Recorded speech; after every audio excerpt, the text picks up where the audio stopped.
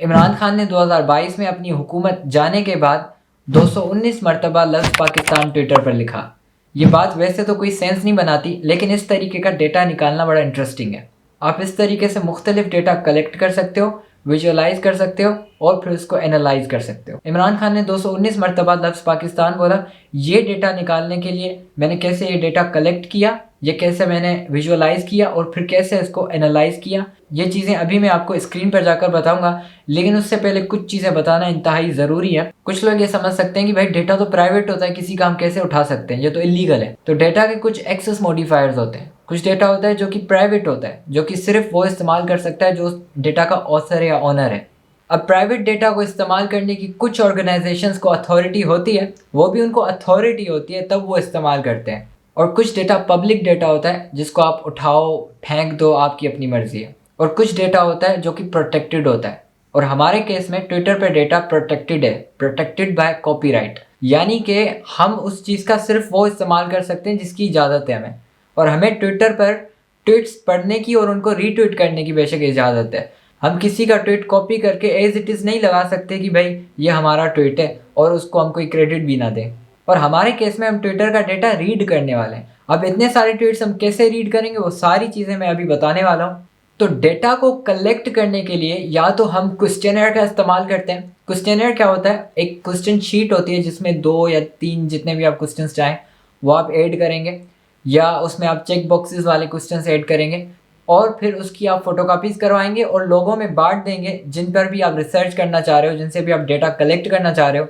और फिर वो लोग उनके आंसर करेंगे और लास्ट में आप उन सब से डेटा कलेक्ट कर लेंगे और फिर उस डेटा को विजुअलाइज करेंगे। और दूसरा तरीका आजकल इस्तेमाल होता है सोशल मीडिया पर कोई सर्वे करना, कोई पॉल लगा देना और लोग उस पर फिर अपना ओपिनियन देंगे, या फिर वो जिस भी आइडिया को सपोर्ट करते हैं, जिस भी ओपिनियन को सपोर्ट करते हैं वो उस पर टिक लगा देंगे। और एक और तरीका होता है डेटा स्क्रैपिंग का, यानी आप कोई बोट भेजते हो किसी भी वेबसाइट पर और वहाँ से वो डेटा कॉपी करके आपके किसी एक्सेल फाइल में पेस्ट कर देता है। अब स्क्रैपिंग की आपको डिफरेंट एक्सटेंशंस आपको गूगल क्रोम पर मिल जाएंगी, आप वो इस्तेमाल कर सकते हो जो कि किसी और की बनाई हुई है, बड़ी आसान होती है इस्तेमाल करना। लेकिन अगर आप कोई स्पेसिफिक डेटा निकालना चाह रहे हो जिसका कोई स्क्रैपिंग टूल नहीं है, तो आपको फिर वो खुद प्रोग्रामिंग लैंग्वेजेस का इस्तेमाल करके बनाना पड़ेगा, जो कि थोड़ा टफ होता है। और हम अभी डेटा कलेक्ट करने के लिए यूज़ करेंगे कैगल। कैगल एक प्लेटफॉर्म है जहाँ पर लोग कहीं से एक सर्वे करके आए हैं चीज़ों का, तो वो फ्री में डाल देते हैं। कुछ लोग अगर डेटा स्क्रैप करके कहीं से कलेक्ट करके लाएं तो वो वहाँ पर फ्री में डाल देते हैं कि भाई हमारा काम हो गया, आप ये डेटा सेट ले लो और इसका फ़ायदा उठा लो जितना उठाना है। तो जब डेटा की कलेक्शन हो जाती है ना, तो उसको डेटा सेट कहा जाता है। अब बात आती है कि डेटा विजुअलाइजेशन और डेटा एनालाइजिंग क्या होता है। तो डेटा की विजुअलाइजेशन का मतलब ये होता है कि इतना बड़ा जब डेटा आपके पास आ गया सर्वे के बाद या स्क्रैपिंग के बाद, तो इस डेटा को आप इजीली रीड नहीं कर सकते। उस डेटा को इजीली देखने के लिए, विजुअलाइज करने के लिए आप उसके कुछ चार्ट्स बनाते हो, कुछ इमेजेस बनाते हो, कुछ शेप्स में डेटा को लाते हो ताकि इजीली हमें समझ आ सके। इसकी आसान सी मिसाल ये है कि आपने 1 लाख लोगों के साथ सर्वे किया और 1 लाख लोगों से आपने पूछा कि आपको बुखार है, तो वो हाँ या ना में जवाब देंगे। तो अब आपको 1 लाख जवाबात मिल चुके हैं। किसी ने हाँ बोला होगा, किसी ने ना बोला होगा, लेकिन अब आप उसको विजुअलाइज नहीं कर सकते। आपको समझ नहीं आ रही कि कितने लोगों ने हाँ बोला, कितने लोगों ने ना बोला। तो आप जब सिंपल शेप्स के अंदर डेटा को लाएंगे तो उसके बाद आपको अंदाज़ा होगा कि अच्छा, तो इतने % लोगों ने हाँ बोला और इतने ने ना बोला। हम अपने केस में सिंपलेस्ट फॉर्म होती है जो डेटा विजुअलाइजेशन की, अमूमन इसको डेटा विजुअलाइजेशन कंसीडर भी नहीं किया जाता, इतनी सिंपल है। शुरुआत करने के लिए डेटा साइंस में इस्तेमाल की जाती है। हम इस्तेमाल करेंगे वर्ड क्लाउड जनरेटर का। ये सारा भी मैं आपको करके दिखाऊंगा। अब डेटा विजुअलाइज तो हो गया, डेटा एनालाइज करना क्या होता है और वो कैसे होता है।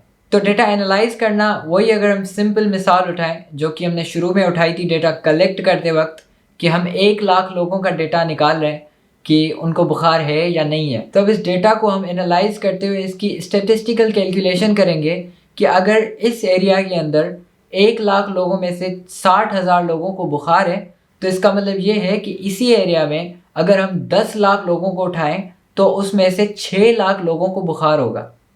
यही चीज़ मिलियंस में जा सकती है, करोड़ों में जा सकती है। इस तरीके से हम डेटा को एनालाइज करते हैं। ये भी एक बेसिक सी मिसाल थी डेटा को एनालाइज करने की। बहुत सारे तरीके होते हैं डेटा को एनालाइज करने के, और डेटा साइंस एक बहुत बड़ी फील्ड है। अभी मैं स्क्रीन पर चलता हूँ और देखते हैं कि किस तरीके से मैंने इमरान खान का डेटा निकाला।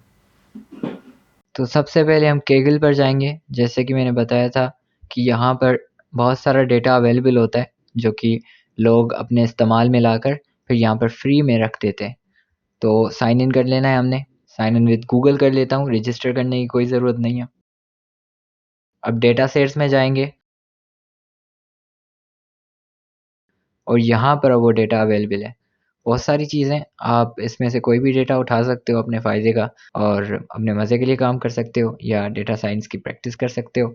और ये ग्लोबल एनुअल पॉपुलेशन ग्रोथ का डेटा पड़ा है 1951 से लेकर 2020 तक, आप उठा सकते हो। और भी बहुत सारा डेटा अवेलेबल है। मैंने यहाँ से पहले ही इमरान खान का डेटा उठा कर रखा हुआ है और यहाँ से आप डाउनलोड कर सकते हो। 597 KB का मैंने डाउनलोड किया हुआ है। यहाँ पर गूगल ड्राइव पर मैंने इमरान खान का डेटा सेव किया हुआ है। ट्विटर का एक्सेल शीट है और इसमें तमाम डेटा पड़ा हुआ है कि स्क्रीन नेम क्या है इस अकाउंट का जिसने ये सारे ट्वीट्स किए हैं। तो इमरान खान का अपना नाम लिखा हुआ है और ट्विटर हैंडल किसका है, इमरान खान PTI का ट्विटर हैंडल है। और ट्वीट्स ये सारे हैं, लेकिन आपको लग रहा होगा कि अजीब लैंग्वेज लिखी हुई है, क्या लिखा हुआ है समझ नहीं आ रहा।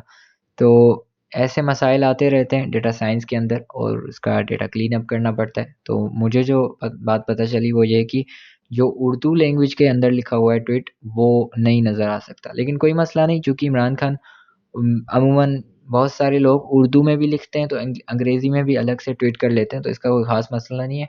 हमें फ़िल्टर लगाना होगा और उर्दू के और तमाम डिफरेंट लैंग्वेजेज़ में जो लिखे हुए तमाम हटाने होंगे और सिर्फ़ इंग्लिश के रखने होंगे।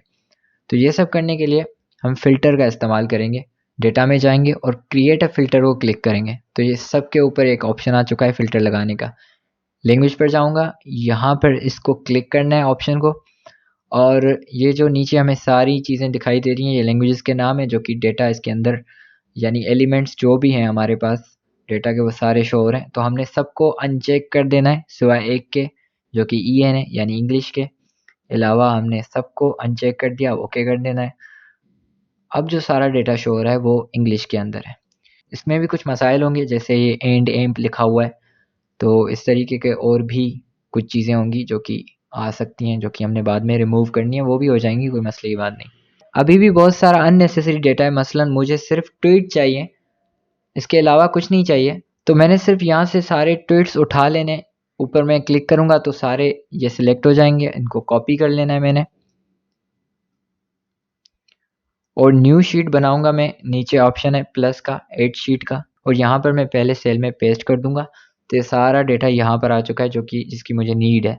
इसके अलावा का बाकी में मुझे ज़रूरत नहीं है उनकी। ऊपर जो ट्वीट लिखा हुआ है ये रिमूव कर देंगे क्योंकि हम नहीं चाहते कि ये भी आ जाए हमारे उस डेटा विजुअलाइज़ेशन के अंदर। और यहाँ से बाकी सारा हमने कॉपी कर लेना है। तो शिफ्ट और कंट्रोल दबाकर मैंने नीचे दबाया तो सारा ये सिलेक्ट हो गया, कॉपी कर लिया मैंने इसको।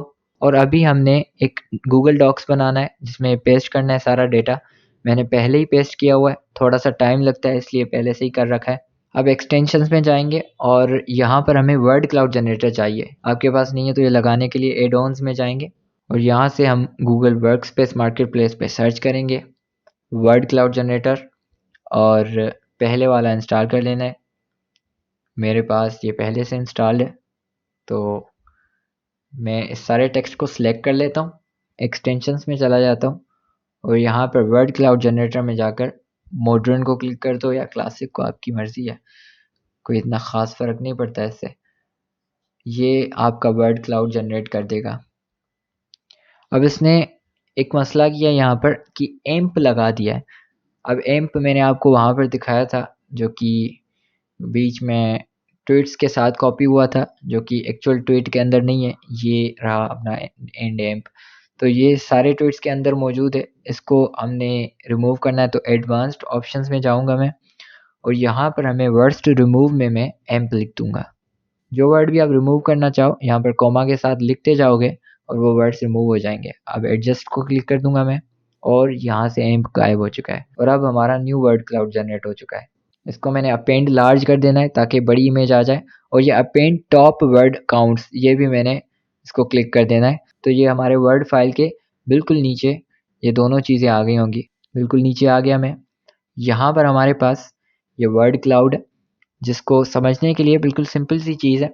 अभी ये टॉप पर इसमें ट्विटर लिखा हुआ है, तो इसका मतलब ये है कि ये एक आम सा वर्ड आ गया है, जो कि वैसे ट्वीट्स के अंदर नहीं था, लेकिन चूँकि हमने कॉपी किए हैं सारे ट्वीट्स तो ये आ गया। तो ये आप चाहें तो रिमूव कर सकते हैं और आपके पास टोटली डिफरेंट वर्ड क्लाउड आ जाएगा फिर। और उसके बाद कुछ वर्ड्स हैं जो कि इस तरीके से लिखे हुए हैं। तो ये जो पाकिस्तान लिखा हुआ है, इसका मतलब ये है कि ये जो सारे वर्ड्स इस तरीके से लिखे हुए हैं, पाकिस्तान, गवर्नमेंट, पीपल, ये सारे वर्ड्स मेन आइडियाज़ नहीं हैं, लेकिन ये कनेक्टेड आइडियाज़ हैं मेन आइडिया से। अब इसमें कुछ वर्ड्स हैं, नेशन, टुडे, इम्पोर्टेड या फिर रिजीम चेंज जो इस्तेमाल हुआ है यहाँ पर। तो हम सबको पता है कि बहुत ज़्यादा ये वर्ड्स इस्तेमाल किए जाते हैं इमरान खान के ट्वीट के अंदर। और इंडिया, फिर कुछ ऐसे आइडियाज़ हैं जो कि मेन आइडियाज़ नहीं है, जैसे कि वर्ल्ड, प्रेसिडेंट, कॉन्स्पेरेसी।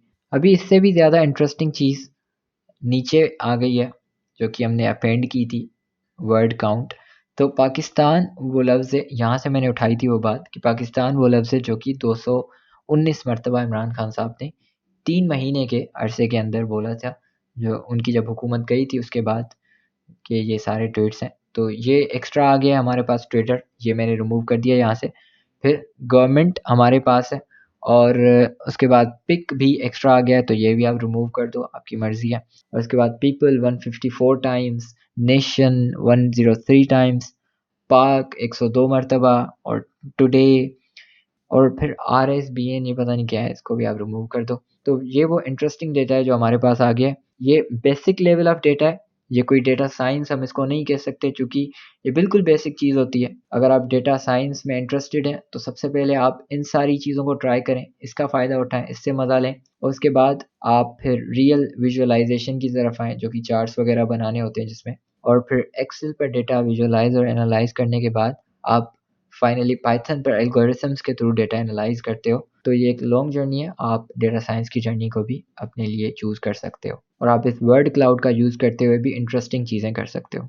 अगर वीडियो पसंद आई हो तो लाइक कर देना और शेयर कर देना और सब्सक्राइब ज़रूर करना, क्योंकि इसके बगैर मेरा गुजारा नहीं है। अस्सलाम वालेकुम।